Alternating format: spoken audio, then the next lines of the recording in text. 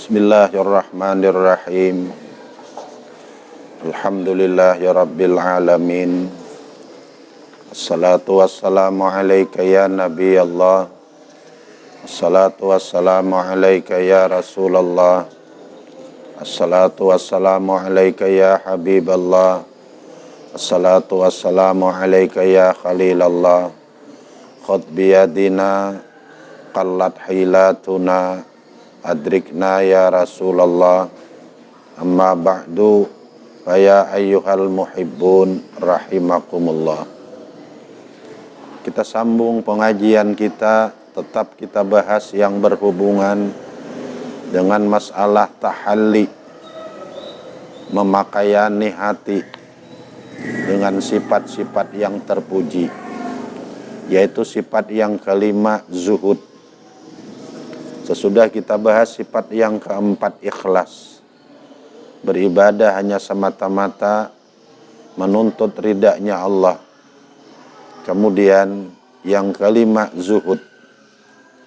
Zuhud artinya tidak terlalu cinta dunia. Itu pengalihan bahasa dari bahasa Arab kepada bahasa Indonesia.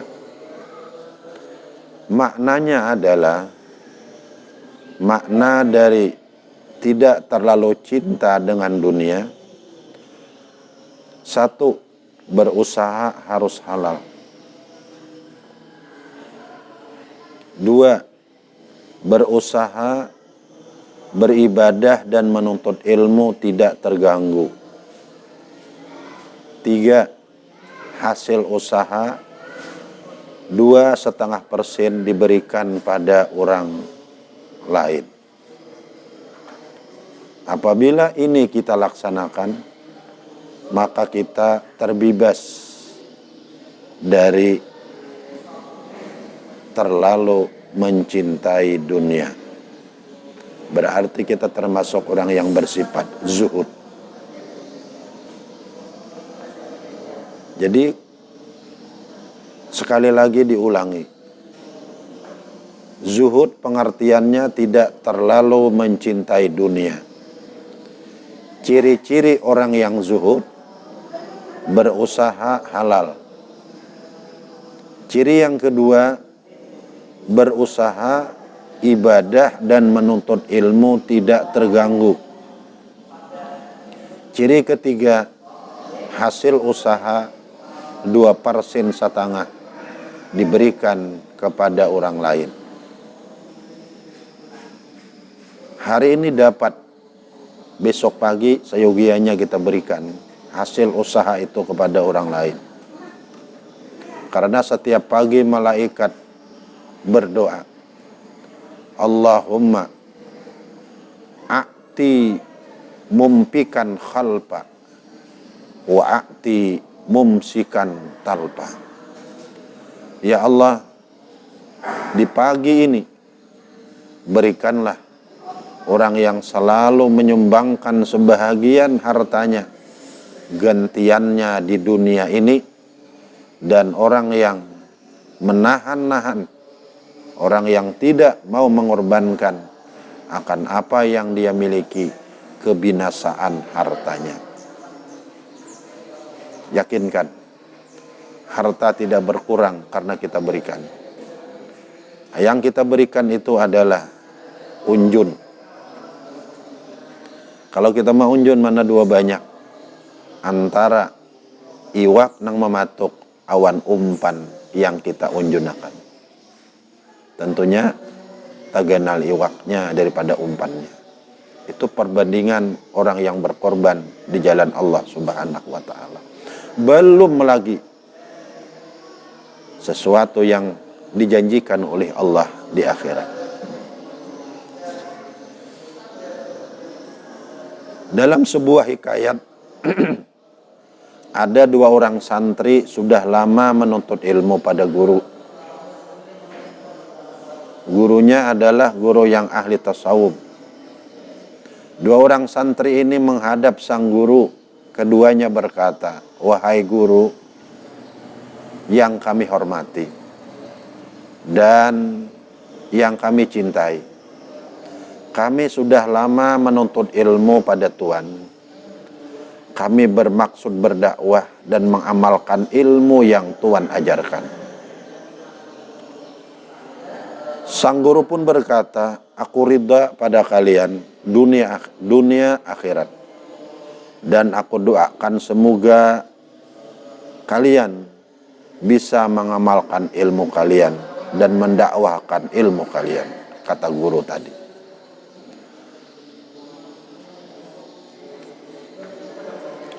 Dengan demikian Rasulullah tersenyum pada kalian. Sesudah minta doa dari guru, keduanya pun meninggalkan pesantren, yang mana mereka dididik dan ditampa supaya jadi orang yang berilmu dan mengamalkan ilmu dan berakhlak mulia. Karena itulah tujuan pesantren. Dia mencetak manusia supaya menjadi orang yang berilmu dan beramal dengan ilmu dan berakhlak yang mulia. Jadi kata guru, silahkan kalian tinggalkan pesantren, doaku menyertai kalian. Amalkan ilmu, dakwahkanlah ilmu. Supaya Rasul tersenyum kepada kalian. Mereka sadar, mereka dididik, mereka ditampa supaya menjadi orang yang alim, beramal dan berakhlak mulia, sesuai dengan saran Rasulullah Shallallahu Alaihi Wasallam. Karena itulah arti hidup: berilmu, beramal, berakhlak, berbuat untuk orang banyak. Dan keduanya berjalan meninggalkan pesantren. Akhirnya sampailah keduanya pada persimpangan jalan. Disitulah mereka berpisah. Sebelum berpisah, keduanya berjanji akan berdakwah dan mengamalkan ilmu keduanya sebagai perpanjangan dakwahnya Rasulullah Shallallahu Alaihi Wasallam. Pada ketika berpisah, yang satu ke timur, yang satu ke barat. Maka yang ke Kuta, artinya yang ke timur, berusaha akhirnya jadi orang yang kaya, bahkan jadi orang yang paling kaya di Kuta itu. Itu yang ke Kuta, yang ke timur. Sedangkan yang ke barat membuat pesantren di desa yang jauh dari Kuta, mengajarkan ilmu di sana. Akhirnya banyak punya santri. Itu yang ke barat. Maka 10 tahun kemudian, di antara santri yang di desa pulang ke Kuta, dan beberapa hari kemudian dia mengaji kembali. Artinya pulang ke pesantren, mengaji kembali. Sang guru pun bertanya padanya, wahai santriku, kemana? Wahai santriku, engkau baru saja datang dari Kuta. Terus bagaimana keadaan Kuta? Santri pun berkata, inggih guru, ulun baru saja datang dari Kuta. Tapi yang ulun kada habis pikir, ada seorang guru dari beliau, ada seorang guru pengusaha paling kaya di sana. Jadi beliau adalah guru, tapi beliau berusaha dan di kota itu beliau tercatat orang yang paling kaya. Tapi beliau paling dermawan. Sang guru dari barat itu bertanya, siapa? Mana beliau? Kata santri, namanya Pulan. Ciri-cirinya seperti ini. Guru dari barat teringat dalam hati akan nama sahabatnya yang berpisah 10 tahun yang lalu, yang berjanji akan berdakwah dan sama-sama mengamalkan ilmu, sama dengan nama yang disebutkan oleh santri itu. Guru pun berkata, kita beberapa hari libur, aku akan ke Kuta, kata guru dari barat. Setibanya di Kuta, guru bertanya akan nama Pulan, pengusaha sukses di Kuta ini. Dan akhirnya dia bertemu dengan orang yang kaya itu. Ternyata dia adalah sahabatnya. Maka dengan nada kasar dia berkata, "Engkau ingkar wahai sahabatku," kata guru yang dari desa. "Tidakkah kita sebelum berpisah kita berjanji akan dakwah dan mengamalkan ilmu kita untuk menjadikan Rasulullah tersenyum?" Si kaya pun berkata, "Nanti dulu wahai sahabatku. Mari kita masuk ke rumahku. Lama kita tidak bertemu. Mari kita bersama-sama menikmati malam pertemuan kita." Dan pada siang harinya guru lagi-lagi marah pada si kaya. Si kaya pun berkata lagi, "Jangan sahabatku. Mari kau lihat indahnya kuta. Naiki keretaku ini. Tapi tolong peliharakan air dalam gelas ini.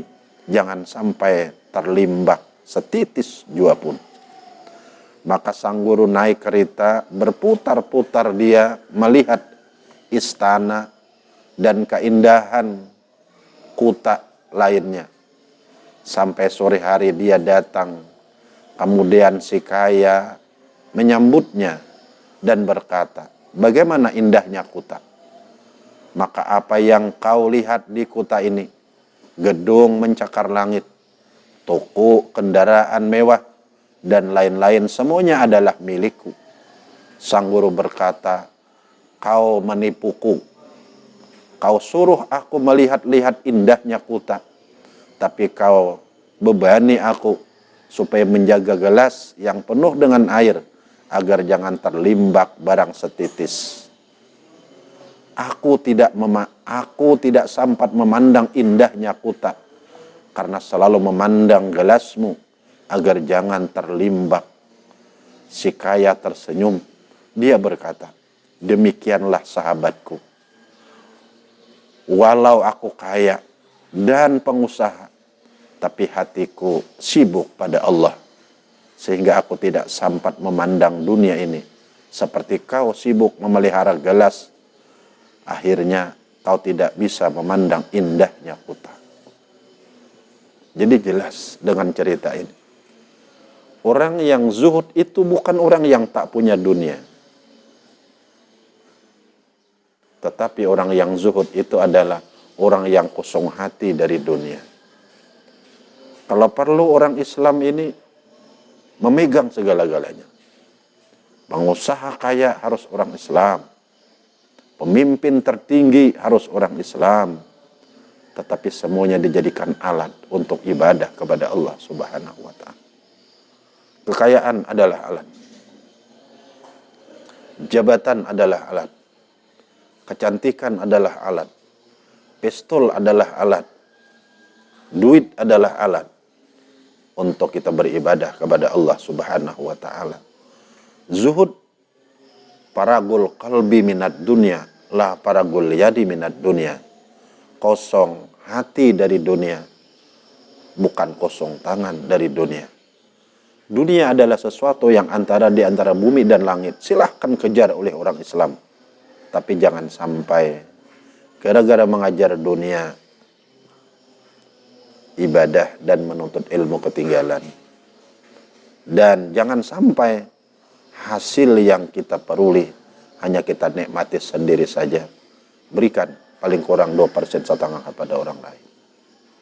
Jadi jelas bahwa zuhud itu paragul qalbi minad dunya, la paragul yadi minad dunya.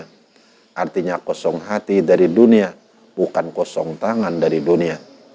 Awak boleh bergelimpangan dengan dunia, awak boleh maharam di kampung, tapi ingat, hati kita harus selalu berserta Allah. Kita harus pandang. Pada ketika kita berbuat dunia, orang yang ke kantor harus ingat, dari rumah menuju kantor jangan lupa zikir kepada Allah. Orang yang ke toko jangan lupa ketika berangkat ke tokonya zikir kepada Allah. Dan harus ingat, siapakah yang menggerakkan hati berbelanja ke toko kita? Siapa yang menggerakkan orang itu datang ke toko kita? Siapa yang menjalankan orang itu bisa berjalan ke toko kita? Semuanya adalah Allah. silahkan. Titik karir kita masing-masing. Tetapi semuanya kita jadikan untuk alat beribadah kepada Allah Subhanahu wa ta'ala. Rugi, rugi, rugi orang yang punya dunia, tetapi dunia menjadi hijab dia kepada Allah Subhanahu wa ta'ala. Makin kaya, makin jauh dengan Allah. Makin tinggi jabatan, makin jauh dengan Allah. Makin terhormat, makin jauh dengan Allah. Ini yang tidak dikehendaki. Tetapi hendaknya makin kita memiliki dunia, makin kita dekat dengan Allah. Makin tinggi jabatan yang kita sandang, makin dekat kita dengan Allah. Makin banyak dunia yang kita miliki, makin dekat kita dengan Allah Subhanahu wa ta'ala. Pepatah orang bijak ada mengatakan, biarlah ketika kita lahir, kita menangis, orang tersenyum. Mudah-mudahan pada ketika kita menghembuskan napas yang terakhir, orang yang menangis, kita yang tersenyum. Karena banyak sesuatu yang berharga kita tinggalkan di tengah orang banyak ini. Mudah-mudahan Allah berikan petunjuk kepada kita semua. Walhamdulillahi Rabbil Alamin.